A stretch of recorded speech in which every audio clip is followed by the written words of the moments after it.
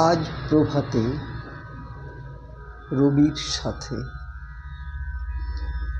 গীতবিতান পরিক্রমণের ৩৭তম পর্ব আজ। আজকের এই পর্বে গীতবিতানের পূজা পর্যায়ের অন্তর্গত বন্ধু উপপর্যায়ের প্রভু তোমার বিনা যেমনি বাজে এই গানখানির অন্তরের ভাব আমার মতো করে প্রকাশ করব। তেওড়া তালে কানাড়ার সুরে কবি এই গানখানিকে ১৯১৩ সালে রচনা করেছিলেন। গানখানি পূজা পর্যায়ের ৩৫ নম্বর গান এবং বন্ধু উপপর্যায়ের ৩য় গান। কবি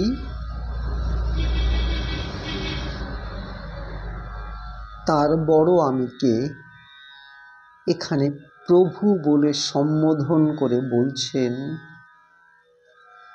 প্রভু তুমি যখন বীণা বাজাও,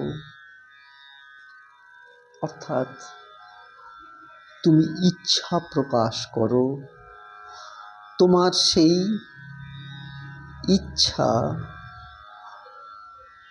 অন্ধকারের মধ্যেও তারা হিসাবে ফুটে ওঠে। শুধু তাই নয়, তুমি ইচ্ছা প্রকাশ করো বলেই আমার অন্তর প্রকৃতিতেও তোমার সৃষ্টিরই প্রকাশ ঘটে। কবি স্থায়ীতে লেখেন, প্রভু তোমার বিনা যেমনি বাজে আধার মাঝে অমনি ফোটে তারা, যেন সেই বীণাটি গভীর তানে আমার প্রাণে বাজে তেমনি ধারা। ভারতীয় পরম্পরায় ঈশ্বরের সঙ্গে আমরা একটা লৌকিক সম্বন্ধ পাতিয়ে নিয়ে থাকি। কখনো সে সম্বন্ধ মা, কখনো বা বাবা, বন্ধু, সখা, এইরকম নানাভাবেই আমরা ঈশ্বরের সঙ্গে একটা সম্বন্ধ স্থাপন করে নিই।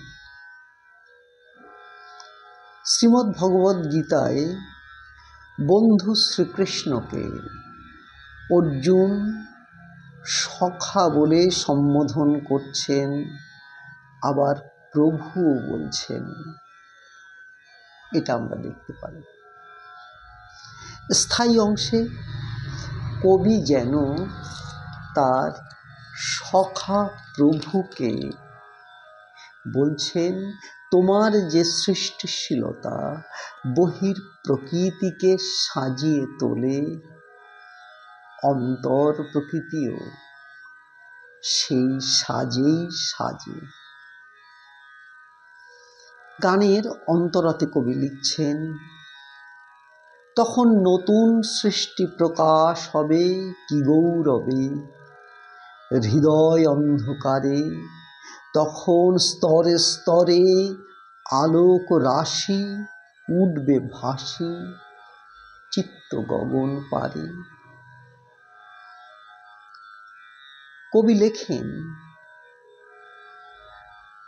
আমরা উপলব্ধি করি আমাদের অন্তর প্রকৃতিতে নতুন নতুন সৃষ্টির প্রকাশকে।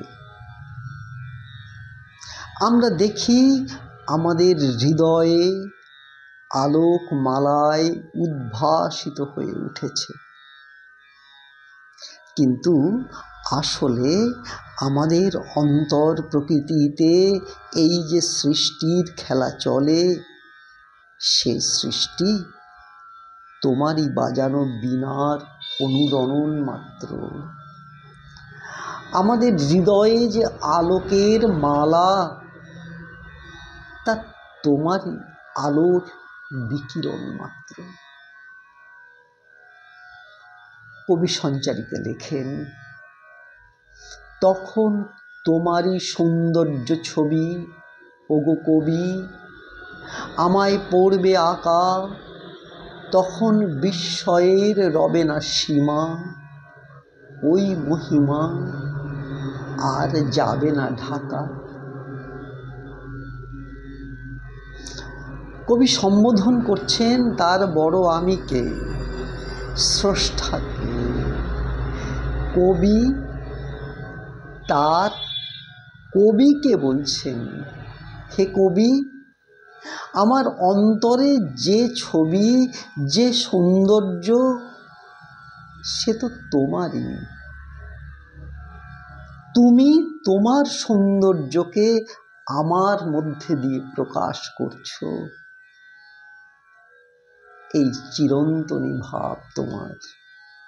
দেখুন জীবনের কঠিন প্রশ্নের কত সহজ উত্তর। স্রষ্টার অনন্ত ভাবের, বিশ্বরূপের যতটুকু আমার মধ্যে প্রতিবিম্বিত হয়, আমি কিন্তু তেমনই। কবিতায় শেষ অন্তরাতে লেখেন, যখন তোমারই প্রসন্ন হাসি পড়বে আসি নবজীবন পরে, তখন আনন্দ অমৃতে তব ধন্য হব চিরদিনের তরে। কবির প্রভু, কবির সখা, কবির কবি এখানে তৃপ্ত। তার প্রসন্ন হাসি পড়েছে নতুন জীবনের উপর।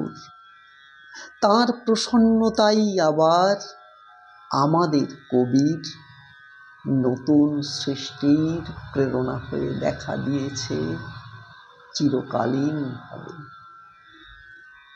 আজ প্রভাতে রবির সাথে আজ এই পর্যন্তই। সবাই ভালো থাকুন। নমস্কার।